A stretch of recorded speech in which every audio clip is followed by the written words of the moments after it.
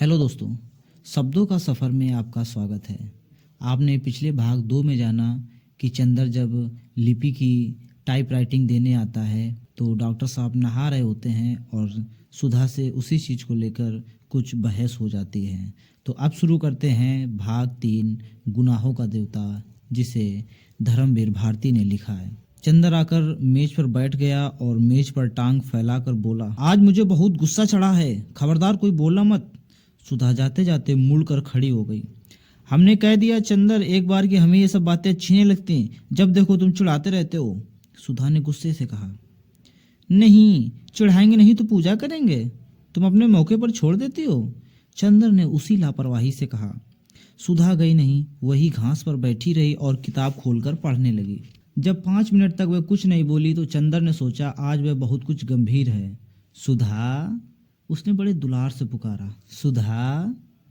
सुधा ने कुछ नहीं कहा, मगर 2 बड़े बड़े आंसू टप से नीचे किताब पर गिर गए। अरे क्या बात है सुधा, नहीं बताओगी? कुछ नहीं। बता दो, तुम्हें हमारी कसम है। कल शाम को तुम आए क्यों नहीं? सुधा रोनी आवाज में बोली। बस इस बात पर इतनी नाराज हो पागल? हाँ, इस बार पर इतनी नाराज हूँ। तुम आओ चाहे 1000 बार ना आओ, इस पर हमें क्यों नाराज होंगे? बड़े कहीं के आए, नहीं आएंगे तो जैसे हमारा घर बार नहीं है, अपने को जाने क्या समझ लिया है, सुधा ने चिढ़कर कहा। अरे तो तुम ही तो कह रही थी भाई, चंदर ने हंस कर कहा। तो पूरी बात सुनो। शाम को गेसू का नौकर आया था, उसके छोटे भाई हसरत की सालगिरह थी, सुबह कुरान खानी होने वाली थी और उसकी माँ ने बुलाया था। तो गई क्यों नहीं? गई क्यों नहीं? किससे पूछ कर जाती? आप तो इस वक्त आ रहे हैं जब सब खत्म हो गया है, सुधा बोली। तो पापा से पूछ के चली जाती, चंदर ने समझा कर कहा। और फिर गेसू के यहाँ तो अक्सर आती जाती हो ना तुम। तो आज तो डांस भी करने के लिए कहा था उसने, फिर बाद में तुम कहते सुधा तुम्हें ये नहीं करना चाहिए, वो नहीं करना चाहिए, लड़कियों को ऐसे रहना चाहिए, वैसे रहना चाहिए, और बैठ के उपदेश पिलाते और नाराज होते। बिना तुमसे पूछे हम कहाँ सिनेमा, पिकनिक, जलसों में गए हैं कभी? और फिर आंसू टपक पड़े। पगली कहेंगी, इतनी सी बात पर रोना क्या? किसी के हाथ कुछ उपहार भेज दो और फिर किसी मौके पर चली जाना। हाँ चली जाना। तुम्हें कहते क्या लगता है केसू ने कितना बुरा माना होगा? सुधा ने बिगड़ते हुए कहा।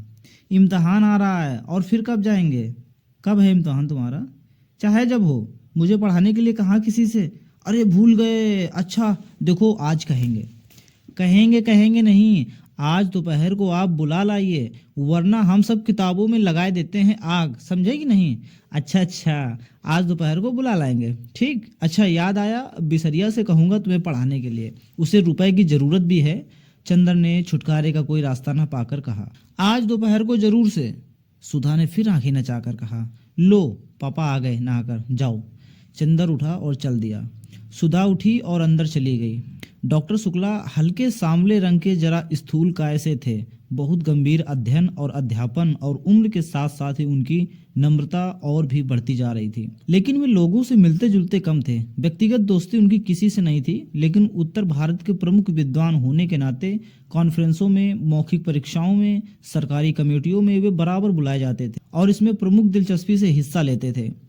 ऐसी जगहों में चंदर अक्सर उनका प्रमुख सहायक रहता था और इसी नाते चंदर भी प्रांत के बड़े बड़े लोगों से परिचित हो गया था। जब वह एमए पास हुआ था तब से फाइनेंस विभाग में उसे कई बार ऊंचे ऊंचे पदों का ऑफर आ चुका था, लेकिन डॉक्टर शुक्ला इसके खिलाफ थे। वे चाहते थे कि पहले वह रिसर्च पूरी कर ले, संभव हो तो विदेश हो आए, तब चाहे कुछ काम करे। अपने व्यक्तिगत जीवन में डॉक्टर शुक्ला अंतर्विरोधों के व्यक्ति थे। पार्टियों में मुसलमानों और ईसाइयों के साथ खाने में उन्हें कोई एतराज नहीं था, लेकिन कच्चा खाना वे चौके से आसन पर बैठकर रेशमी धोती पहनकर खाते थे। सरकार को उन्होंने सलाह दी कि साधु और सन्यासियों को जबरदस्ती काम में लगाया जाए और मंदिरों की जायदादें जब्त कर ली जाएं, लेकिन सुबह घंटे भर तक पूजा जरूर करते थे। पूजा पाठ, खान पान, जात पात के पक्के हामी, लेकिन व्यक्तिगत जीवन में कभी यह नहीं जाना कि उनका कौन शिष्य ब्राह्मण है, कौन बनिया, कौन खत्री, कौन कायस। नहाकर वे आ रहे थे और दुर्गा सप्तशती का कोई श्लोक गुनगुना रहे थे। कपूर को देखा तो रुक गए और बोले, हेलो, हो गया वह टाइप? जी हाँ। कहाँ कराया टाइप? मिस डिक्रूज के यहाँ। अच्छा, वह लड़की अच्छी है, अब तो बहुत बड़ी हुई होगी, अभी शादी नहीं हुई? मैंने तो सोचा था वह मिले या ना मिले। नहीं, वह यहीं है, शादी हुई फिर तलाक हो गया। चंदर ने कहा। अरे, तो अकेली रहती है? नहीं, अपने भाई के साथ है, बर्टी के साथ। अच्छा, और बर्टी की पत्नी अच्छी तरह है? वह मर गई। राम राम, तब तो घर ही बदल गया होगा। पापा पूजा के लिए सब बिछा दिया है, सहसा सुधा बोली। अच्छा बेटी। अच्छा चंदर, मैं पूजा कराऊं जल्दी से? तुम चाय पी चुके? जी हाँ। अच्छा, तो मेरी मेज पर एक चार्ट है, जरा इसको ठीक से रख दो, तब तक मैं अभी आया। चंदर स्टडी रूम में गया और मेज पर बैठ गया। कोट उतार कर उसने खूंटी पर टांग दिया और नक्शा देखने लगा। पास में एक छोटी सी चीनी की प्याली में चाइना इंक रखी थी और मेज पर पानी। उसने 2 बूंद पानी डालकर चाइना इंक घिसनी शुरू की। इतने में सुधा कमरे में दाखिल। ए सुनो, उसने चारों ओर देखकर बड़े सशंकित स्वरों में कहा और फिर झुककर चंदर के कान के पास मुंह लगाकर कहा, चावल की नान खटाई खाओगे? ये क्या भला है? चंदर ने इंक घिसते घिसते पूछा। बड़ी अच्छी चीज होती है, पापा को बहुत अच्छी लगती है। आज हमने सुबह अपने हाथ से बनाई थी। खाओगे? सुधा ने बड़े दुलार से पूछा। ले आओ, चंदर ने कहा। ले आए हम लोग, और सुधा ने अपने आंचल में लिपटी हुई 2 नान खटाई निकालकर मेज पर रख दी। अरे, तस्तरी में क्यों नहीं लाई? सब धोती में घी लग गया। इतनी बड़ी हो गई, सऊर नहीं जरा सा? चंदर ने बिगड़ कर कहा। छिपा कर लाए हैं, फिर ये सकरी होती है कि नहीं?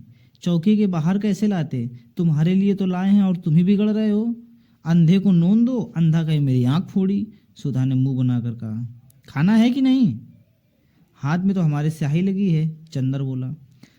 हम अपने हाथ से नहीं खिलाएंगे, हमारा हाथ जूठा हो जाएगा। और राम राम, पता नहीं तुम रेस्टोरेंट में मुसलमान के हाथ का खाते होगे। थू थू। चंदर हंस पड़ा सुधा की इस बात पर, और उसने पानी में हाथ डुबोकर बिना पूछे सुधा के आंचल में हाथ पहुँच दिए, स्याही के और बेतकल्लुफी से नान खटाई उठाकर खाने लगा। बस, अब धोती का किनारा रंग दिया और यही पहनना हमें दिन भर, सुधा ने बिगड़ कर कहा। नान खटाई छिपा कर लाई और घी लग गया तो कुछ नहीं, और हमने स्याही पहुँच दी तो मुंह बिगड़ गया। चंदर ने मैपिंग पेन में इंक लगाते हुए कहा। हाँ, अभी पापा देखे तो और बिगड़े की धोती में घी स्याही सब लगाए रहती है, तुम्हें क्या? और उसने स्याही लगा हुआ छोर कसकर कमर में खोस लिया। छी, वही घी में तर छोर कमर में घोस लिया, गंदी कहीं की। चंदर ने चार्ट की लाइनें ठीक करते हुए कहा। गंदी है तो तुमसे मतलब? और मुंह चुड़ाते हुए सुधा कमरे से बाहर चली गई। चंदर चुपचाप बैठा चार्ट दुरुस्त करता रहा। उत्तर प्रदेश के पूर्वी जिला बलिया, आजमगढ़, बस्ती, बनारस आदि में बच्चों की मृत्यु संख्या का ग्राफ बनाना था, और एक और उनके नक्शे पर बिंदुओं की एक सघनता से मृत्यु संख्या का निर्देश करना था। चंदर की एक आदत थी, वह काम में लगता था तो भूत की तरह लगता था। फिर उसे दिन दुनिया किसी की खबर नहीं रहती थी। खाना पीना तन बदन किसी का होश नहीं रहता था। इसका एक कारण था। चंदर उन लड़कों में से था जिनकी जिंदगी बाहर से बहुत हल्की फुल्की होते हुए भी अंदर से बहुत गंभीर और अर्धमयी होती है, जिनके सामने एक स्पष्ट उद्देश्य, एक लक्ष्य होता है। बाहर से चाहे जैसे होने पर भी अपने आंतरिक सत्य के प्रति घोर ईमानदारी ये इन लोगों की विशेषता होती है। और सारी दुनिया के प्रति गंभीर होने पर भी जो चीजें इनके लक्ष्य परिधि में आ जाती हैं, उनके प्रति उनकी गंभीरता साधना पूजा बन जाती है। इसलिए बाहर से इतना व्यक्तिवादी और सारी दुनिया के प्रति निरपेक्ष और लापरवाह दिख पड़ने वाला वह अंतरतम से समाज और युग और अपने आसपास के जीवन और व्यक्तियों के प्रति अपने को बेहद उत्तरदायी अनुभव करता था। वह देशभक्त भी था और शायद समाजवादी भी, पर अपने तरीके से। वह खद्दर नहीं पहनता था, कांग्रेस का सदस्य नहीं था, जेल नहीं गया था, फिर भी वह अपने देश को प्यार करता था, बेहद प्यार। उसकी देशभक्ति, उसका समाजवाद, सभी उसके अध्ययन और खोज में समा गया था। वह यह जानना चाहता था कि समाज के सभी स्तंभों का स्थान अपना अलग होता है। अगर सभी मंदिर के कंगूरे का फूल बनने की कोशिश करने लगे तो नींव की ईंट और सीढ़ी का पत्थर कौन बनेगा? और वह जानता था कि अर्थशास्त्र वह पत्थर है जिस पर समाज के सारे भवन का बोझ है। और उसने निश्चय किया था कि अपने देश, अपने युग के आर्थिक पहलू को वह अच्छी तरह से अपने ढंग से विश्लेषण करके देखेगा, और उसे आशा थी कि वह एक दिन ऐसा समाधान खोज निकालेगा कि मानव की बहुत सी समस्याएं हल हो जाएंगी। और आर्थिक और राजनीतिक क्षेत्र में अगर आदमी खूंखार जानवर बन गया तो एक दिन दुनिया उसकी एक आवाज़ पर देवता बन सकेगी। इसलिए जब वह बैठकर कानपुर के मिलों के मजदूरों के वेतन का चार्ट बनाता था या उपयुक्त साधनों के अभाव में मर जाने वाले गरीब औरतों और बच्चों का लेखा जोखा करता था, तो उसके सामने अपना करियर, अपनी प्रतिष्ठा, अपनी डिग्री का सपना नहीं होता था। उसके मन में उस वक्त वैसा संतोष होता था जो किसी पुजारी के मन में होता है जब वह अपने देवता की अर्चना के लिए धूप दीप नैवेद्य सजाता है। बल्कि चंदर थोड़ा भावुक था। एक बार तो जब चंदर ने अपने रिसर्च के सिलसिले में यह पढ़ा कि अंग्रेजों ने अपनी पूंजी लगाने और अपना व्यापार फैलाने के लिए किस तरह मुर्शिदाबाद से लेकर रोहतक तक हिंदुस्तान के गरीब से गरीब और अमीर से अमीर बासिंदे को अमानुषिकता से लूटा, तब वह फूट फूट कर रो पड़ा था। लेकिन इसके बावजूद उसने राजनीति में कभी डूबकर हिस्सा नहीं लिया, क्योंकि उसने देखा कि उसके जो भी मित्र राजनीति में गए वे थोड़े दिन बाद बहुत प्रसिद्धि और प्रतिष्ठा पा गए, मगर आत्मीयत खो बैठे। अपने अर्थशास्त्र के बावजूद वह यह समझता था कि आदमी की जिंदगी सिर्फ आर्थिक पहलू तक सीमित नहीं है, और वह यह भी समझता था कि जीवन को सुधारने के लिए सिर्फ आर्थिक ढांचा बदल देने भर की जरूरत नहीं है। उसके लिए आदमी का सुधार करना होगा, व्यक्ति का सुधार करना होगा, वरना एक भरे पूरे और वैभवशाली समाज में भी आज के से अस्वस्थ और पार्श्विक वृत्तियों वाले व्यक्ति रहेंगे तो दुनिया ऐसी ही लगेगी जैसे एक खूबसूरत सजा सजाया महल जिसमें कीड़े और राक्षस रहते हैं। वह यह भी समझता था कि वह जिस तरह की दुनिया का सपना देखता, वह दुनिया आज किसी भी एक राजनीतिक क्रांति या किसी भी विशेष पार्टी की सहायता मात्र से नहीं बन सकती है। उसके लिए आदमी को अपने को बदलना होगा, किसी समाज को बदलने से काम नहीं चलेगा। इसलिए वह अपने व्यक्ति के संसार में निरंतर लगा रहता था और समाज के आर्थिक पहलू को समझने की कोशिश करता रहता था। यही कारण है कि अपने जीवन में आने वाले व्यक्तियों के प्रति वह बेहद ईमानदार रहता था और अपने अध्ययन और काम के प्रति वह सचेत और जागरूक रहता था। और वह अच्छी तरह समझता था कि इस तरह वह दुनिया को उस ओर बढ़ाने में थोड़ी सी मदद कर रहा है, क्योंकि अपने में भी वह सत्य की वही चिंगारी पाता था। इसलिए कवि या दार्शनिक ना होते हुए भी इतना भावुक, इतना दृढ़ चरित्र, इतना सशक्त और इतना गंभीर था, और काम तो वह इस तरह करता था जैसे वह किसी की एकाग्र उपासना कर रहा हो। इसलिए जब वह चार्ट के नक्शे पर कलम चला रहा था तो उसे मालूम नहीं हुआ कि कितनी देर से डॉक्टर शुक्ला आकर उसके पीछे खड़े हो गए। वाह, नक्शे पर तो तुम्हारा हाथ बहुत अच्छा चलता है, बहुत अच्छा। अब उसे रहने दो, लाओ देखिए तुम्हारा काम कैसा चल रहा है। आज तो इतवार है ना? डॉक्टर शुक्ला पास की कुर्सी पर बैठकर बोले। चंदर, आजकल मैं एक किताब लिखने की सोच रहा हूँ। मैंने सोचा कि भारतवर्ष की जाति व्यवस्था का नए वैज्ञानिक ढंग से अध्ययन और विश्लेषण किया जाए। तुम इसके बारे में क्या सोचते हो? व्यर्थ है। जो व्यवस्था आज नहीं तो कल चूर चूर होने जा रही है, उसके बारे में तुमार बांधना और समय बर्बाद करना बेकार है। चंदर ने बहुत आत्मविश्वास से कहा। यही तो तुम लोगों में खराबी है। कुछ थोड़ी सी खराबियां जाति व्यवस्था की देख ली और उसके खिलाफ हो गए। एक रिसर्च स्कॉलर का दृष्टिकोण ही दूसरा होना चाहिए। फिर हमारे भारत की प्राचीन सांस्कृतिक परंपराओं को तो बहुत ही सावधानी से समझने की आवश्यकता है। यह समझ लो कि मानव जाति दुर्बल नहीं है। अपने विकास क्रम में वह उन्हीं संस्थाओं, रीति रिवाजों और परंपराओं को रहने देती है जो उसके अस्तित्व के लिए बहुत आवश्यक होती हैं। अगर वे आवश्यक ना हुई तो मानव उससे छुटकारा मांग लेता है। यह जाति व्यवस्था जाने कितने सालों से हिंदुस्तान में कायम है। क्या यही इस बात का प्रमाण नहीं है कि यह बहुत सशक्त है, अपने में बहुत जरूरी है? अरे हिंदुस्तान की तो भली चलाई, चंद्र बोला। हिंदुस्तान में तो गुलामी कितने दिनों से कायम है, तो क्या वह भी जरूरी है? बिल्कुल जरूरी है, डॉक्टर शुक्ला बोले। मुझे भी हिंदुस्तान पर गर्व है। मैंने कभी कांग्रेस का काम किया, लेकिन मैं इसे नतीजे पर पहुंचा हूं कि जरा सी आज़ादी अगर मिलती है हिंदुस्तानियों को तो वे उसका भरपूर दुरुपयोग करने से बाज नहीं आते, और कभी भी ये लोग अच्छे शासक नहीं निकलेंगे। अरे नहीं, ऐसी बात नहीं। हिंदुस्तानियों को ऐसा बना दिया है अंग्रेजों ने, वरना हिंदुस्तान ने तो ही चंद्रगुप्त और अशोक पैदा किए थे। और रही जाति व्यवस्था की बात, तो मुझे तो स्पष्ट दिख रहा है कि जाति व्यवस्था टूट रही है, कपूर बोला। रोटी बेटी की कैद थी, रोटी की कैद तो करीब करीब टूट गई, अब बेटी की कैद भी। ब्याह शादियां भी दो एक पीढ़ी के बाद स्वच्छंदता से होने लगेंगी। अगर ऐसा होगा तो बहुत गलत होगा। इससे जातिगत पतन होगा। ब्याह शादी को कम से कम मैं भावना की दृष्टि से नहीं देखता। यह एक सामाजिक तथ्य है और उसी दृष्टिकोण से हमें देखना चाहिए। शादी में सबसे बड़ी बात होती है सांस्कृतिक समानता, और जब अलग अलग जाति में अलग अलग रीति रिवाज हैं तो एक जाति की लड़की दूसरी जाति में जाकर कभी भी अपने को ठीक से संतुलित नहीं कर सकती। और फिर एक बनिया की व्यापारिक प्रवृत्तियों की लड़की और एक ब्राह्मण का अध्ययन वृत्ति का लड़का, इनकी संतान ना इधर विकास कर सकती है ना उधर। यह तो सामाजिक व्यवस्था को व्यर्थ करने के लिए असंतुलित करना हुआ। हाँ, लेकिन विवाह को आप केवल समाज के दृष्टिकोण से क्यों देख रहे हैं? व्यक्ति के दृष्टिकोण से भी देखिए। अगर दो विभिन्न जात के लड़के लड़की अपना मानसिक संतुलन ज्यादा अच्छा कर सकते हैं तो क्यों ना विवाह की इजाजत दी जाए। ओह, एक व्यक्ति के सुझाव के लिए हर समाज को क्यों नुकसान पहुंचाएं? और इसका क्या निश्चय कि विवाह के समय यदि दोनों में मानसिक संतुलन है तो विवाह के बाद भी रहेगा ही। मानसिक संतुलन और प्रेम जितना अपने मन पर आधारित होता है उतना ही बाहरी परिस्थितियों पर। क्या जाने ब्याह के वक्त की परिस्थिति का दोनों के मन पर कितना प्रभाव है और उसके बाद संतुलन रह पाता है या नहीं। और मैंने तो लव मैरिज को असफल होते ही देखा है।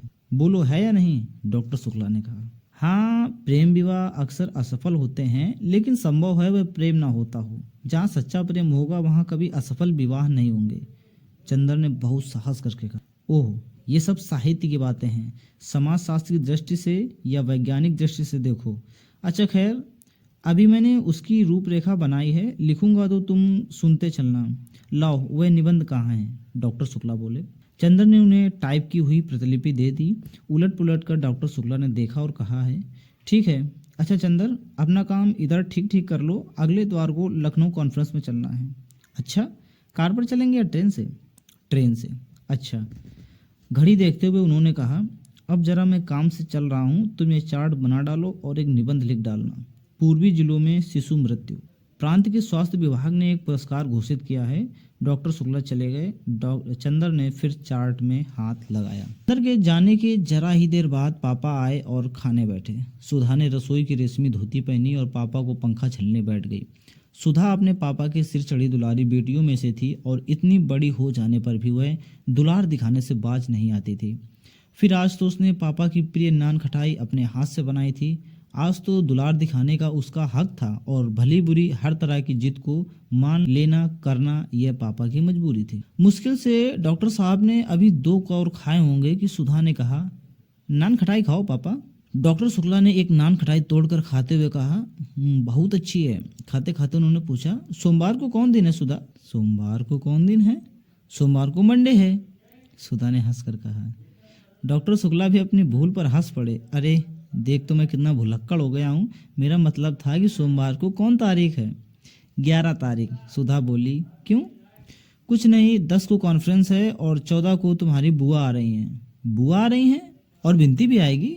हाँ, उसी को तो पहुंचाने आ रही हैं। विदुषी का केंद्र यहीं तो है। आहा, अब तो बिनती 3 महीने यही रहेगी। पापा, अब बिनती को यहीं बुला लो, मैं बहुत अकेली रहती हूँ। हाँ, अब तो जून तक यहीं रहेगी, फिर जुलाई में उसकी शादी होगी, डॉक्टर शुक्ला ने कहा। अरे अभी से? अभी उसकी उम्र ही क्या है? सुधा बोली। क्यों? तेरे बराबर है। अब तेरे लिए भी तेरी बुआ ने लिखा है। नहीं पापा, हम ब्याह नहीं करेंगे, सुधा ने मचल कर कहा। तब? बस हम पढ़ेंगे, FA कर लेंगे, फिर BA, फिर MA, फिर रिसर्च, फिर बराबर पढ़ते जाएंगे। फिर एक दिन हम भी तुम्हारे बराबर हो जाएंगे। क्यों पापा? पागल नहीं तो, बातों तो इसकी सुनो। ला 2 नान खटाई और दे, शुक्ला हंस कर बोले। नहीं, पहले तो कबूल दो, तब हम नान खटाई देंगे। बताओ, ब्याह तो नहीं करोगे? सुधा ने 2 नान खटाइयाँ हाथ में उठाकर कहा। ला रख। नहीं, पहले बता दो। अच्छा, नहीं करेंगे। सुधा ने दोनों नान खटाइयाँ रखकर पंखा जलना शुरू किया। इतने में फिर नान खटाइयाँ खाते हुए डॉक्टर शुक्ला बोले, तेरी सास तुझे देखने आएगी तो यही नान खटाइयाँ तुमसे बनवा कर खिलाएंगे। फिर वही बात, सुधा ने पंखा पटक कर कहा। अभी तुम वादा कर चुके हो कि ब्याह नहीं करेंगे। हाँ, ब्याह नहीं करूँगा, ये तो कह दिया मैंने। तेरा ब्याह नहीं करूँगा, यह मैंने कब कहा? हाँ, ये तो फिर झूठ बोल गए तुम, सुधा बोली। अच्छा चलो ओहर, महाराजिन ने डांट कर कहा। इतनी बड़ी बिटिया हो गई, मारे दुलारे के बर्रानी जात है। महाराजिन पुरानी थी और सुधा को डांटने का पूरा हक था उसे, और सुधा भी उसका बहुत लिहाज करती थी। वह उठी और चुपचाप जाकर अपने कमरे में लेट गई। 12 बज रहे थे। वह लेटी लेटी कल रात की बातें सोचने लगी। क्लास में क्या मज़ा आया था, कल गेसु कितनी अच्छी लड़की है। इस वक्त गेसु के यहाँ खाना पीना हो रहा होगा और फिर सब लोग मिलकर गाएंगे। कौन जाने, शायद दोपहर को कव्वाली भी हो। इन लोगों के यहाँ कव्वाली इतनी अच्छी होती है। सुधा सुन नहीं पाएगी और गेसु ने भी कितना बुरा माना होगा। और यह सब चंदर की वजह से। चंदर हमेशा उसके आने जाने उठने बैठने में कतर ब्योत करता रहता था। एक बार वह अपने मन से लड़कियों के साथ पिकनिक में चली गई। वहीं चंदर के बहुत से दोस्त भी थे। एक दोस्त ने जाकर चंदर से जाने क्या कह दिया कि चंदर उस पर बहुत बिगड़ा और सुधा कितनी रोई थी उस दिन। ये चंदर बहुत खराब है। ये पूछो तो अगर कभी कभी वह सुधा का कहना मान लेता है तो उससे दुगना सुधा पर रोब जमाता है और सुधा को रुला रुला कर मार डालता है और खुद अपने आप दुनिया भर में घूमेंगे। अपना काम होगा तो चलो सुधा अभी करो फौरन, और सुधा का काम होगा तो अरे भाई क्या करें भूल गए। अब आज ही देखो सुबह 8 बजे आएंगे और देखो 2 बजे भी जनाब आते हैं नहीं, और कह गए हैं 2 बजे तक के लिए, तो 2 बजे तक सुधा को चैन नहीं पड़ेगी, ना नींद आएगी, ना किसी काम में तबीयत लगेगी। लेकिन अब ऐसे काम कैसे चलेगा। इम्तिहान को कितने थोड़े दिन रह गए हैं और सुधा की तबीयत सिवा पोएट्री के और कुछ पढ़ने में लगती ही नहीं। कब से वह चंदर से कह रही है थोड़ा सा इकोनॉमिक्स पढ़ा दो, लेकिन ऐसा स्वार्थी है कि बस चाय पी लो, नान खटाई खा ली, रुला लिया और फिर अपने मस्त साइकिल पर घूम रहे हैं। यही सब सोचते सोचते सुधा को नींद आ गई और 3 बजे जब गेसु आई तो सुधा भी सो रही थी। पलंग के नीचे डीएमसी का गोला खुला हुआ था और तकिए के पास क्रोसिया पड़ी थी। सुधा भी बड़ी प्यारी थी, बड़ी खूबसूरत, और ख़ास तौर से उसकी पलकें तो अपराजिता से फूलों को मात करते और थी इतनी गोरी गुदगारी कि कहीं पर दबा दो तो फूल खिल जाए। मूंगियां होठों पर जाने कैसा अछूता गुलाब मुस्कुराता था और बाहें तो जैसे बेले की पंखुड़ियों की बनी हो। गेसु आई। उसके हाथ में मिठाई थी जो उसकी माँ ने सुधा के लिए भेजी थी। वह पल भर खड़ी रही और फिर उसने मेज पर मिठाई रख दी और क्रोसिया से सुधा की गर्दन गुदगुदाने लगी। सुधा ने करवट बदल ली। गेसु ने नीचे पड़ा हुआ डोरा उठाया और आहिस्ते से उसका चुटीला डोरे के एक छोर से बांधकर दूसरा छोर मेज के पाए से बांध दिया और उसके बाद बोली, सुधा सुधा उठो। सुधा चौंक कर उठ गई और आंखें मलते हुए बोली, अब 2 बजे हैं, लाए उन्हें या नहीं। ओहो, उन्हें लाया नहीं, किसे बुलाया था रानी 2 बजे, जरा हमें भी तो मालूम हो। गेसु ने बाह में चुटकी काटते हुए कहा। उफ़ो, सुधा बाह झटक कर बोली, मार डाला बेदर्द कहीं की। ये सब अपने उन्हीं अख्तर मियाँ को दिखाया कर। और जो ही सुधा ने सिर ढकने के लिए पल्ला उठाया तो देखा कि चोटी डोर से बंधी हुई है। इससे पहले कि सुधा कुछ कहे गेसु बोली, या सनम जरा पढ़ाई तो देखो। मैंने तो सुना था कि नींद ना इसलिए लड़के अपनी चोटी खूंटी में बांध लेते हैं, पर यह नहीं मालूम था कि लड़कियां भी अब वही करने लगी हैं। सुधा ने चोटी से डोर खोलते हुए कहा, मैं ही सताने को रह गई हूँ। अख्तर मियाँ की चोटी बांध कर नचाना उन्हें अभी से बेताब क्यों हुई जाती है। अरे रानी, उनकी चोटी कहाँ, मियाँ है मियाँ। चोटी न सही, दाढ़ी सही। दाढ़ी खुदा खैर करे, मगर वो दाढ़ी रख लें तो मैं उनसे मोहब्बत तोड़ लूं। सुधा हंसने लगी। ले, अम्मी ने तेरे लिए मिठाई भेजी है, तू आई क्यों नहीं। क्या बताऊं बताऊं कुछ नहीं। अब कब आएगी तू। गेसु सुनो, इसी मंगल नई बृहस्पति को बुआ आ रही हैं, वो चली जाएंगी तब आऊंगी मैं। अच्छा, अब मैं चलूं, अभी कामनी और प्रभा के यहाँ मिठाई पहुंचानी है। गेसु मुड़ते हुए बोली। अरे बैठो भी। सुधा ने गेसु की ओढ़नी पकड़कर उसे खींच कर बिठलाते हुए कहा, अभी आए हो, बैठे हो और दामन संभाला है। आहा, अब तो तू भी उर्दू शायरी कहने लगी। गेसु ने बैठते हुए कहा, तेरा ही मर्ज लग गया। सुधा ने हंस कर कहा, देख कहीं और भी मर्ज ना लग जाए, वरना फिर तेरे लिए भी इंतजाम करना होगा। गेसु ने पलंग पर लेटते हुए कहा, अरे ये वो गुड़ नहीं जो चींटी खा जाएं। देखूंगी और देखूंगी क्या, देख रही हूँ इधर पिछले 2 साल से कितनी बदल गई है तू। पहले कितना हंसती बोलती थी, कितनी लड़ती झगड़ती थी, और अब कितना हंसने बोलने पर भी गुमसुम हो गई है तू। और वैसे हमेशा हंसती रहे चाहे, लेकिन जाने किस ख्याल में डूबी रहती है हमेशा।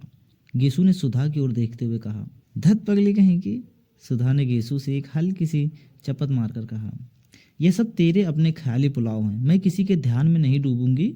ये हमारे गुरु ने नहीं सिखाया। गुरु तो किसी के नहीं सिखाते सुधा रानी, बिल्कुल सच सच। क्या कभी तुम्हारे मन में किसी के लिए मोहब्बत नहीं जागी। गेसु ने बहुत गंभीरता से पूछा। देख गेसु, तुझसे मैंने आज तक तो कभी कुछ नहीं छिपाया, न शायद कभी छिपाऊंगी। अगर कभी कोई बात होती तो तुझसे छिपी न रहती। और रहा मोहब्बत का, तो सच पूछ तो मैंने जो कुछ कहानियों में पढ़ा है कि किसी को देखकर मैं रोने लगूं, गाने लगूं, पागल हो जाऊं, ये सब कभी मुझे नहीं हुआ। और रही कविताएं, तो उनमें की बातें मुझे बहुत अच्छी लगती हैं। कीट्स की कविताएं पढ़कर ऐसा लगा जैसे अक्सर मेरी नसों को कतरा कतरा आंसू बनकर छलकने वाला है। लेकिन वह महज कविता का असर होता है। महज कविता का असर? गेसु ने पूछा। कभी किसी खास आदमी के लिए तेरे मन में हंसी या आंसू नहीं उमड़ते? कभी अपने मन को जांच कर तो देख, कहीं तेरी नाजुक ख्याली के पर्दे में किसी एक की सूरत तो नहीं छिपी है। नहीं गेसु बानो, नहीं, इससे मन की जांचने की क्या बात है। ऐसी बात होती और मन किसी के लिए झुकता तो क्या खुद मुझे नहीं मालूम होता? सुधा बोली। लेकिन तुम ऐसा क्यों सोचती हो? बात यह है सुधी, गेसु ने सुधा को अपनी गोद में खींचते हुए कहा। देखो, तुम मुझसे इल्म में ऊंची हो, तुमने अंग्रेजी शायरी छान डाली है, लेकिन जिंदगी से जितना मुझे साबिका पड़ चुका है अभी तुम्हें नहीं पड़ा। अक्सर कब, कहाँ और कैसे मन अपने को हार बैठता है यह खुद हमें नहीं पता लगता। मालूम तब होता है जब जिसके कदम पर हमने सिर रखा है वह झटके से अपने कदम घसीट ले। उस वक्त हमारी नींद टूट जाती है और तब हम जाकर देखते हैं कि अरे, हमारा सिर तो किसी के कदमों पर रखा हुआ था और उनके सहारे आराम से सोते हुए हम सपना देख रहे थे कि हमारा सिर कहीं झुका ही नहीं। और मुझे जाने तेरी आंखों में इधर क्या दिख रहा है कि मैं बेचैन हो उठी हूँ। तूने कभी कुछ नहीं कहा, लेकिन मैंने देखा है कि नाजुक अशआर तेरे दिल को उस जगह छू लेते हैं जिस जगह उसी को छू सकते हैं जो अपना दिल किसी के कदमों पर चढ़ा चुका हो। और मैं ये नहीं कहती कि तूने मुझसे छिपाया है, कौन जाता है तेरे दिल ने खुद तुझसे राज छिपा रखा हो। और सुधा की गाल थपथपाते हुए गेसु बोली। लेकिन मेरी एक बात मानेगी तू कभी इस दर्द को मोल ना लेना, बहुत तकलीफ होती है। सुधा हंसने लगी। तकलीफ की क्या बात, तू तो है ही, तुझसे पूछ लूंगी इसका इलाज। मुझसे पूछकर क्या कर लेगी? दर्द दिल क्या बांटने की चीज है, बांट लें अपने पराए दर्द दिल। नहीं, तू बड़ी सुकुमार है, तू इन तकलीफों के लिए बनी रहे मेरी चंपा।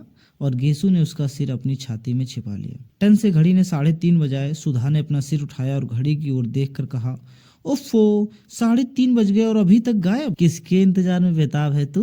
गेसु ने उठकर पूछा। बस दर्द दिल, मोहब्बत, इंतजार, बेताबी, तेरे दिमाग में तो यही सब भरा है। आजकल वही तू सबको समझती है। इंतजार नहीं, चंदर अभी मास्टर लेकर आएंगे। अब इम्तिहान कितना नजदीक है। हाँ, ये तो सच है। और अभी तक मुझसे पूछ क्या पढ़ाई हुई है। असल बात तो यह है कि कॉलेज में पढ़ाई हो तो घर में पढ़ने में मन लगे। और राजा, कॉलेज में पढ़ाई नहीं होती है, इससे अच्छा सीधे यूनिवर्सिटी में बीए करते तो अच्छा था। मेरी तो अम्मी ने कहा कि वहाँ लड़के पढ़ते हैं, वहाँ नहीं भेजूंगी। लेकिन तू क्यों नहीं गई सुधा? मुझे भी चंदर ने मना कर दिया था, सुधा बोली। सहसा गेसु ने एक क्षण को सुधा की ओर देखा और कहा, सुधी, तुझसे एक बात पूछूं? हाँ। अच्छा, जाने दो, पूछो ना। नहीं पूछना क्या, खुद जाहिर है। क्या? कुछ नहीं, पूछो ना। अच्छा, फिर कभी पूछ लेंगे, अब देर हो रही है, आधा घंटा हो गया। कोचवान बाहर खड़ा है। सुधा गेसु को पहुंचाने बाहर तक आई। कभी हसरत को लेकर आओ, सुधा बोली। अब पहले तुम आओ, गेसु ने चलते चलते कहा। हाँ, हम तो बिनती को लेकर आएंगे और हसरत से कह देना अभी उसके लिए तोहफा लाएंगे। अच्छा, सलाम। और गेसु की गाड़ी मुश्किल से फाटक के बाहर गई होगी कि साइकिल पर चंदर आते हुए दिख पड़ा। सुधा ने बहुत गौर से देखा कि उसके साथ कौन है, मगर वह अकेला था। सुधा सचमुच झल्ला गई। आखिर लापरवाही की हद होती है। चंदर को दुनिया भर के काम याद रहते हैं, एक सुधा से जाने क्या खार खाए बैठा है कि सुधा का काम कभी नहीं करेगा। इस बात पर सुधा कभी कभी दुखी हो जाती है और घर में किससे कहे काम के लिए। खुद कभी बाजार नहीं जाती। नतीजा यह होता है कि वह छोटी से छोटी चीज के लिए मोहताज होकर बैठ जाती है। और काम नौकरों से करवा भी ले, पर अब मास्टर तो नौकर से नहीं ढूंढवाया जा सकता। ऊन तो नौकर नहीं पसंद कर सकता। किताबें तो नौकर नहीं ला सकता। और चंदर का यह हाल है। इसी बात पर कभी कभी उसे रुलाई आ जाती है। चंदर ने आकर बरामदे में साइकिल रखी और सुधा का चेहरा देखते हुए समझ गया। काहे मुंह बना रखा है? 5 बजे मास्टर साहब आएंगे तुम्हारे, अभी उन्हीं के यहाँ से आ रहे हैं। बिसरिया को जानती हो, वही आएंगे। और उसके बाद चंदर सीधा स्टडी रूम में पहुंच गया। वहां जाकर देखा तो आराम कुर्सी पर बैठे ही बैठे डॉक्टर शुक्ला सो रहे थे। अतः उसने अपना चार्ट और पेन उठाया और ड्राइंग रूम में आकर चुपचाप काम करने लगा। बड़ा गंभीर था वह। जब इंक घोलने के लिए उसने सुधा से पानी नहीं मांगा और खुद गिलास लाकर आंगन में पानी लेने लगा, तब सुधा समझ गई कि आज दिमाग कुछ बिगड़ा है। वह एकदम तड़प उठी। क्या करे वह? वैसे चाहे वह चंदर से कितना ही ढीठ क्यों ना हो, पर चंदर गुस्सा रहता है तब सुधा की रूह कांप जाती है। उसकी हिम्मत नहीं पड़ती थी कि वह कुछ भी कहे, लेकिन अंदर ही अंदर वह इतनी परेशान हो उठती थी कि बस कई बार वह किसी न किसी बहाने से ड्राइंग रूम में आई, कभी गुलदस्ता बदलने, कभी मेज पोज बदलने, कभी अलमारी में कुछ रखने, कभी अलमारी में से कुछ निकालने, लेकिन चंदर अपने चार्ट में निगाह गड़ाए रहा। उसने सुधा की ओर देखा तक नहीं। सुधा की आंख में आंसू छलक आए और वह चुपचाप अपने कमरे में चली गई और लेट गई। थोड़ी देर वह पड़ी रही, पता नहीं क्यों वह फूट फूट कर रो पड़ी। खूब रोई और फिर मुंह धोकर आकर पढ़ने की कोशिश करने लगी। जब हर अक्षर में उसे चंदर का उदास चेहरा नजर आने लगा तो उसने किताब बंद करके रख दी और ड्राइंग रूम में गई। चंदर ने चार्ट बनाना भी बंद कर दिया था और कुर्सी पर सिर टेके छत की ओर देखता हुआ जाने क्या सोच रहा था। वह जाकर सामने बैठ गई तो चंदर ने चौंक कर सिर उठाया और फिर चार्ट को सामने खिसका लिया। सुधा ने बड़ी हिम्मत करके कहा, चंदर। क्या? बड़े भर्राए गले से चंदर बोला। इधर देखो, सुधा ने बहुत दुलार से कहा। क्या है? चंदर ने उधर देखते हुए कहा। अरे सुधा, तुम रो क्यों रही हो? हमारी बात पर नाराज हो गए तुम? हम क्या करें, हमारा स्वभाव ही ऐसा हो गया है। पता नहीं क्यों तुम पर इतना गुस्सा आ जाता है। सुधा के गाल पर दो बड़े बड़े मोती ढलक आए। अरे पगली, मालूम होता है तुम्हारा तो दिमाग बहुत जल्दी खराब हो जाएगा। हमने तुमसे कुछ कहा है? कह लेते तो हमें संतोष हो जाता। हमने कभी कहा तुमसे कि तुम कहा मत करो, गुस्सा मत हुआ करो, मगर तुम तो फिर गुस्सा मन ही मन में छिपाने लगते हो। इसी पर हमें रुलाई आ जाती है। नहीं सुधी, तुम्हारी बात नहीं थी और हम गुस्सा भी नहीं थे। पता नहीं क्यों मन बड़ा भारी सा था। क्या बात है? अगर बता सको तो बताओ, वरना हम कौन है तुमसे पूछने वाले? सुधा ने बड़े करुण स्वर में कहा। तो तुम्हारा दिमाग खराब हुआ? हमने कभी तुमसे कोई बात छिपाई? जाओ अच्छी लड़की की तरह मुंह धोआओ। सुधा उठी और मुंह धोकर आकर बैठ गई। अब बताओ क्या बात थी? कोई एक बात हो तो बताएं। पता नहीं तुम्हारे घर से गए तो एक ना एक ऐसी बात होती गई कि मन बड़ा उदास हो गया। आखिर फिर भी कोई बात तो हुई होगी। बात यह हुई कि तुम्हारे यहाँ से मैं घर गया खाना खाने। वहाँ देखा चाचा जी आए हुए हैं, उनके साथ एक कोई साहब और हैं। खैर बड़ी खुशी हुई। खाना वाना खाकर जब बैठे तब मालूम हुआ कि चाचा जी मेरा ब्याह तय करने के लिए आए हैं और साथ वाले साहब मेरे होने वाले ससुर हैं। जब मैंने इनकार कर दिया तो बहुत बिगड़ कर चले गए और बोले, हम आज से तुम्हारे लिए मर गए और तुम हमारे लिए मर गए। तुम्हारी माता जी कहाँ हैं? प्रतापगढ़ में। लेकिन वो तो सौतेली हैं और वे तो चाहती ही नहीं कि मैं घर लौटूं। लेकिन चाचा जी जरूर आज तक मुझसे कुछ मोहब्बत करते थे। आज वे भी नाराज होकर चले गए। सुधा कुछ देर तक सोचती रही, फिर बोली, तो चंदर, तुम शादी कर क्यों नहीं लेते? नहीं सुधा, शादी नहीं करनी है मुझे। मैंने देखा है कि जिसकी शादी हुई कोई भी सुखी नहीं हुआ, सभी का भविष्य बिगड़ गया। और क्यों एक तवालत पाली जाए? जाने कैसी लड़की हो, क्या हो। तो उसमें क्या, पापा से कहो उस लड़की को जाकर देख लें। हम भी पापा के साथ चले जाएंगे। अच्छी हो तो कर लो ना चंदर, फिर यहीं रहना, हमें अकेला भी नहीं लगेगा। क्यों? नहीं जी, तुम तो समझती ही नहीं हो। जिंदगी निभानी है कि कोई गाय भैंस खरीदनी है? चंदर ने हंसकर कहा। आदमी एक दूसरे को समझे बूझे प्यार करे तब ब्याह के कोई माने हैं। तो उसी से कर लो जिससे प्यार करते हो। चंदर ने कुछ जवाब नहीं दिया। बोलो, चुप क्यों हो गए? अच्छा, तुमने किसी को प्यार किया चंदर? क्यों, बताओ ना। शायद नहीं। बिल्कुल ठीक, हम भी यही सोच रहे थे अभी। सुधा बोली। क्यों, ये क्यों सोच रही थी? इसलिए कि तुमने किया होता तो तुम हमसे थोड़े ही छिपाते, हमें जरूर बताते। और नहीं बताया तो हम समझ गए कि अभी तुमने किसी से प्यार नहीं किया। लेकिन तुमने ये पूछा क्यों सुधा? यह बात तुम्हारे मन में उठी कैसे? कुछ नहीं, अभी गेसु आई थी, वह बोली, सुधा तुमने किसी से कभी प्यार किया है? असल में वह अख्तर को प्यार करती है, उससे उसका विवाह होने वाला है। हाँ, तो उसने पूछा कि तूने किसी से प्यार किया है? हमने कहा नहीं। बोली, तू अपने से छिपाती है। तो हम मन ही मन में सोचते रहे कि तुम आओगे तो तुमसे पूछेंगे कि हमने कभी प्यार तो नहीं किया है, क्योंकि तुम ही एक हो जिससे हमारा मन कभी कोई बात नहीं छिपाता। अगर कोई बात छिपाई भी होती हमने तो तुम्हें जरूर बता देती। फिर हमने सोचा शायद कभी हमने प्यार किया हो और तुम्हें बताया हो, फिर हम भूल गए हों। अभी उसी दिन देखो, हम पापा की दवाई का नाम भूल गए और तुम्हें याद रहा। शायद हम भूल गए हैं और तुम्हें मालूम हो। कभी हमने प्यार तो नहीं किया ना? नहीं, हमें तो कभी नहीं बताया। चंदर बोला। तब तो हमने प्यार बार नहीं किया। गेसु यूं ही गप उड़ा रही थी। सुधा ने संतोष की सांस लेकर कहा, लेकिन बस चाचा जी के नाराज होने पर तुम इतने दुखी हो गए हो जाने दो नाराज। पापा तो हैं अभी, क्या पापा मोहब्बत नहीं करते तुमसे? सो क्यों नहीं करते, तुमसे ज़्यादा मुझसे करते हैं। लेकिन उनकी बात से मन तो भारी हो ही गया।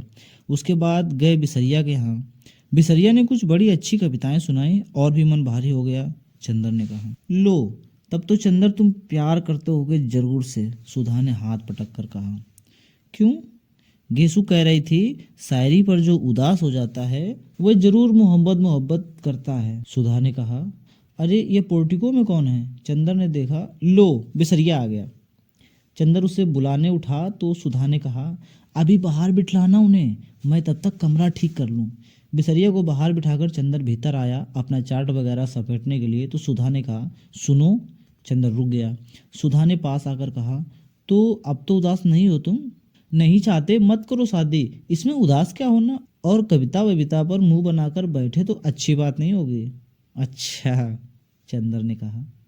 अच्छा बच्चा नहीं, बताओ, तुम्हें मेरी कसम है उदास मत हुआ करो, फिर हमसे कोई काम नहीं होता। अच्छा, उदास नहीं होंगे पगली, चंदर ने हल्की सी चपत मारकर कहा। और बरबस उसके मुंह से एक ठंडी सांस निकली।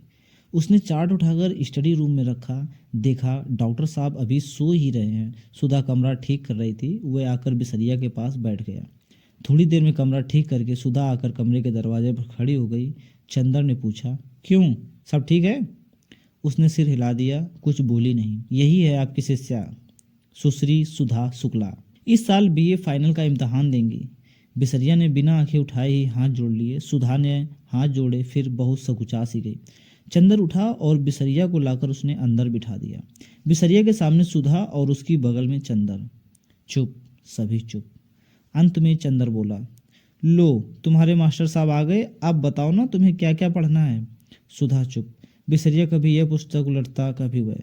थोड़ी देर बाद वह बोला, आपके क्या विषय हैं? जी, बड़ी कोशिश से बोलते हुए सुधा ने कहा, हिंदी, इकोनॉमिक्स और गृह विज्ञान। और उसके माथे पर पसीना झलक आया। आपको हिंदी कौन पढ़ाता है? बिसरिया ने किताब में ही निगाह गड़ाए हुए कहा। सुधा ने चंदर की ओर देखा और मुस्कुराकर फिर मुंह झुका लिया। बोलो ना तुम खुद, ये राजा गर्ल्स कॉलेज में है, शायद मिस पवार हिंदी पढ़ाती हैं। चंदर ने कहा, अच्छा अब आप पढ़ाइए, मैं अपना काम करूं। चंदर उठकर चल दिया। स्टडी रूम में मुश्किल से चंदर दरवाजे तक पहुंचा होगा कि सुधा ने बिसरिया से कहा, जी मैं पेन ले आऊं? और लपकती हुई चंदर के पास पहुंची। ए सुनो चंदर। चंदर रुक गया और उसका कुर्ता पकड़कर छोटे बच्चों की तरह मचलते हुए सुधा बोली, तुम चलकर बैठो तो हम पढ़ेंगे, ऐसे शर्म लगती है। जाओ चलो, हर वक्त वही बचपना, चंदर ने डांट कर कहा। चलो पढ़ो सीधे से, इतनी बड़ी हो गई हो अभी तक वही आदतें। सुधा चुपचाप मुंह लटकाकर खड़ी हो गई और फिर धीरे धीरे पढ़ने लग गई। चंदर स्टडी रूम में जाकर चार्ट बनाने लगा। डॉक्टर साहब अभी तक सो रहे थे। एक मक्खी उड़कर उनके गले पर बैठ गई और उन्होंने बाएं हाथ से मक्खी मारते हुए नींद में कहा, मैं इस मामले में सरकार की नीति का विरोध करता हूँ। चंदर ने चौंक कर पीछे देखा। डॉक्टर साहब जग गए थे और जमुआही ले रहे थे। जी, आपने मुझसे कुछ कहा? चंदर ने पूछा।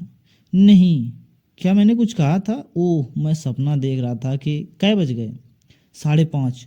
अरे बिल्कुल शाम हो गई। डॉक्टर साहब ने बाहर देखकर कहा, अब रहने दो कपूर, आज काफ़ी समय काम किया है तुमने, चाय मंगवाओ। सुधा कहाँ है? पढ़ रही है, आज से उसके मास्टर साहब आने लगे हैं। अच्छा अच्छा, जाओ उन्हें भी बुला लाओ और चाय भी मंगवा लो, उसे भी बुला लो, सुधा को।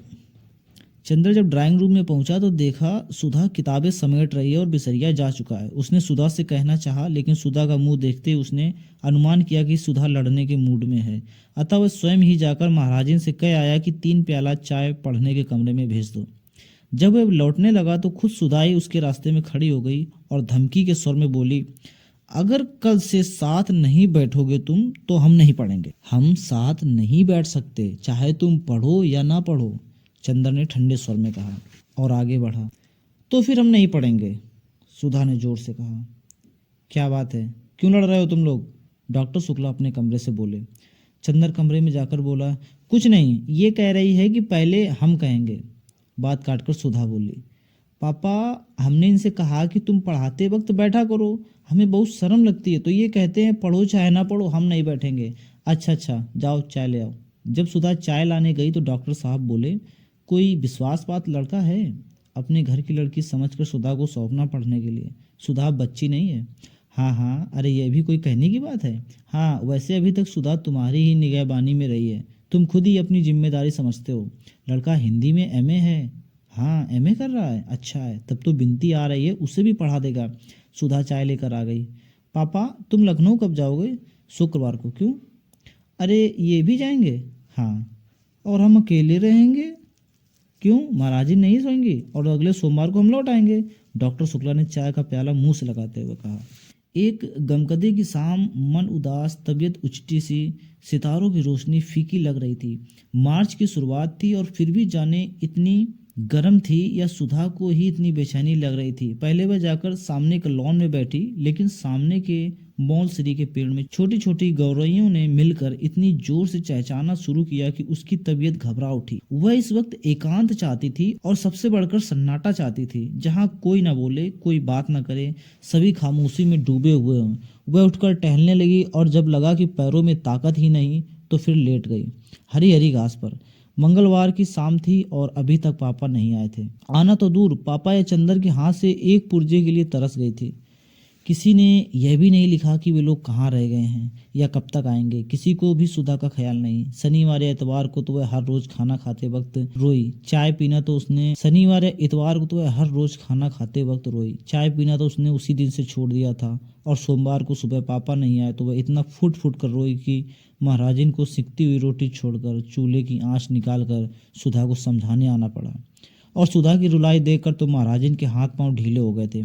उसकी सारी डांट हवा हो गई थी और वह सुधा का मुंह ही मुंह देखती थी।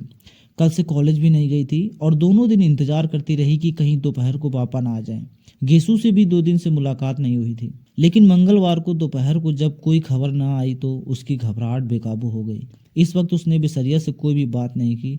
आधा घंटा पढ़ने के बाद उसने कहा कि उसके सिर में दर्द हो रहा है और उसके बाद खूब रोई। उसके बाद उठी, चाय पी, मुंह हाथ धोया और सामने के लॉन में टहलने लगी और फिर लेट गई हरी हरी घास पर। बड़ी ही उदास शाम थी और क्षितिज की लाली के ऊंट भी स्याह पड़ गए। बादल सांस रोके पड़े थे और खामोश सितारे टिमटिमा रहे। बगुलों की धुंधली धुंधली कतारें पर मारती हुई गुजर रही थी। सुधा ने एक लंबी सांस लेकर सोचा कि अगर वह चिड़िया होती तो एक क्षण में उड़कर जहाँ चाहती वहां की खबर ले आती। पापा इस वक्त घूमने गए होंगे। चंदर अपने दोस्तों की टोली में बैठा रंगोलियां कर रहा होगा। वहां भी दोस्त बना ही लिए होंगे उसने। बड़ा बातूनी है चंदर और बड़ा ही मीठे स्वभाव का। आज तक किसी से सुधा ने उसकी बुराई नहीं सुनी। सभी उसको प्यार करते थे, यहाँ तक कि महाराजिन जो सुधा को हमेशा डांटती रहती थी, चंदर का हमेशा पक्ष लेती थी और सुधा हर एक से पूछ लेती थी कि चंदर के बारे में उसकी क्या राय है। लेकिन सब लोग जितनी चंदर की तारीफ करते थे वह उतना अच्छा उसे नहीं समझती थी।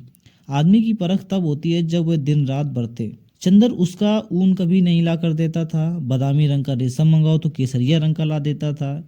इतने नक्शे बनाता रहता था और सुधा ने हमेशा उससे कहा कि मेजपोश की कोई डिजाइन बना दो, तो उसने कभी नहीं बनाई।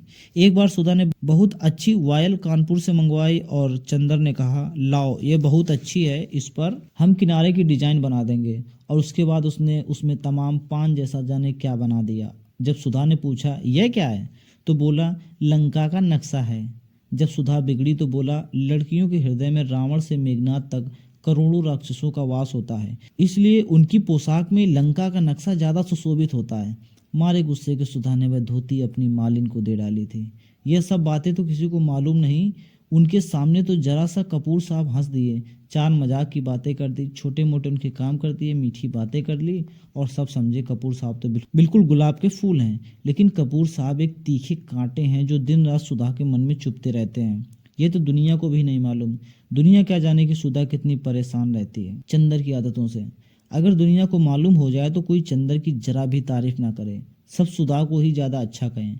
लेकिन सुधा कभी किसी से कुछ नहीं कहती, मगर आज उसका मन हो रहा था कि किसी से चंदर की जी भर बुराई कर ले तो उसका मन बहुत हल्का हो जाए। चलो बिटिया रानी, तई खाए लो, फिर भीतर लेटो, अब वहीं लेटे का बखत नहीं आया। सहसा महाराजिन ने आकर सुधा की स्वप्न श्रृंखला तोड़ते हुए कहा, अब हम नहीं खाएंगे, भूख नहीं। सुधा ने अपने सुनहले सपनों में ही डूबी हुई बेहोश आवाज में जवाब दिया, खाए लो बिटिया, खाए पिए छोड़े से कसस काम चली, आओ उठाओ। महाराजिन ने बड़े दुलार से कहा।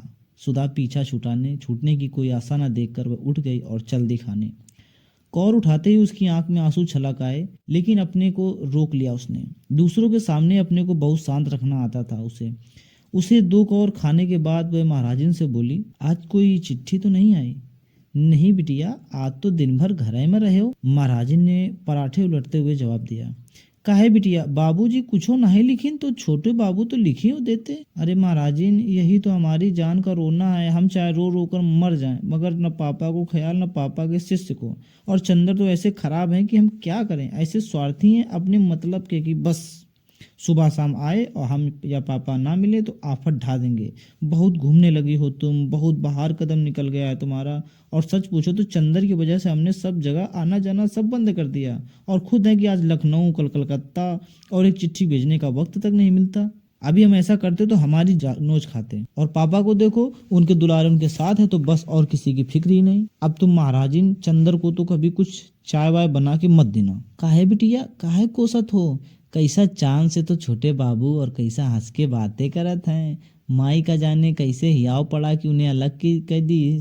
बेचारा होटल में जाने कैसे रोटी खात होई। उन्हें यहीं बुलाए लो तो अपने हाथ को खिलाए के 2 महीना में मोटा कह दई। हमें तो उसे ज्यादा उसकी ममता लगत है। बीबी जी, बाहर एक मेम पूछत है, हिया कोनो डॉक्टर राहत है? हम कहा नहीं, यहाँ तो बाबूजी राहत हैं। तो कहत हैं नहीं, यही मकान आए। मालिन ने सहसा आकर बहुत स्वतंत्र स्वरों में कहा, बैठाओ उन्हें, हम आते हैं। सुधा ने कहा और जल्दी जल्दी खाना शुरू किया और जल्दी जल्दी खत्म कर दिया। बाहर जाकर उसने देखा तो नील कांटे के झाड़ से टिकी हुई एक बाइसिकल रखी थी और एक ईसाई लड़की लॉन पर टहल रही थी। होगी करीब 24-25 बरस की, लेकिन बहुत अच्छी लग रही थी। कहिए, आप किससे पूछ रही हैं? सुधा ने अंग्रेजी में पूछा। मैं डॉक्टर शुक्ला से मिलने आई हूँ, उसने शुद्ध हिंदुस्तानी में कहा। वे तो बाहर गए हैं, कब आएंगे? कुछ पता नहीं। कोई खास काम है आपको? सुधा ने पूछा। नहीं, यूं ही मिलने आ गई। आप उनकी लड़की हैं? उसने साइकिल उठाते हुए कहा। जी हाँ, लेकिन आप नाम तो बताती जाइए। मेरा नाम कोई महत्वपूर्ण नहीं, मैं उनसे मिल लूंगी। और हाँ, आप उसे जानती हैं, मिस्टर कपूर को? आहा, आप पम्मी हैं, मिस डिक्रूज। सुधा को एकदम से ख्याल आ गया। आइए आइए, हम आपको ऐसे नहीं जाने देंगे, चलिए बैठिए। सुधा ने बड़ी बेतकल्लुफी से उसकी साइकिल पकड़ ली। अच्छा अच्छा चलो, कहकर पम्मी जाकर ड्राइंग रूम में बैठ गई। मिस्टर कपूर रहते कहाँ हैं? पम्मी ने बैठने से पहले पूछा। रहते तो वे चौक में हैं, लेकिन आजकल वे भी पापा के साथ बाहर गए हैं। वे तो आपकी एक दिन बहुत तारीफ कर रहे थे। बहुत तारीफ? इतनी तारीफ किसी लड़की की करते हमने नहीं सुना। सचमुच? पम्मी का चेहरा लाल हो गया। वे बहुत अच्छे हैं, बहुत अच्छे हैं। थोड़ी देर पम्मी चुप रही, फिर बोली, क्या बताया था उन्होंने हमारे बारे में? ओह तमाम। एक दिन शाम को तो हम लोग आप ही के बारे में बातें करते रहे। आपके भाई के बारे में बताते रहे, फिर आपके काम के बारे में बताया कि आप कितना तेज टाइप करती हैं। फिर आपकी रुचियों के बारे में बताया कि आपको साहित्य से बहुत शौक नहीं है और आप शादी से बेहद नफरत करती हैं। और आप ज़्यादा मिलती जुलती नहीं, बाहर आती जाती नहीं। और मिस डिक्रूज, ना, आप पम्मी कही है मुझे। हाँ, तुम मिस पम्मी, शायद इसीलिए आप उसे इतनी अच्छी लगी कि आप कहीं आती जाती नहीं। वह लड़कियों को आना जाना और आज़ादी बहुत नापसंद करता है। सुधा बोली। नहीं, वह ठीक सोचता है। पम्मी बोली। मैं शादी और तलाक के बाद इसी नतीजे पर पहुंची हूँ कि 14 बरस से 34 बरस तक की लड़कियों को बहुत शासन में रखना चाहिए। पम्मी ने गंभीरता से कहा। एक ईसाई मेम के मुंह से यह बात सुनकर सुधा दंग रह गई। क्यों? उसने पूछा। तो दोस्तों, ये भाग 3 हो गया। अब इसके बाद आगे का भाग 4 बहुत जल्द आएगा, तो जिसमें हम आगे की स्टोरी जानें।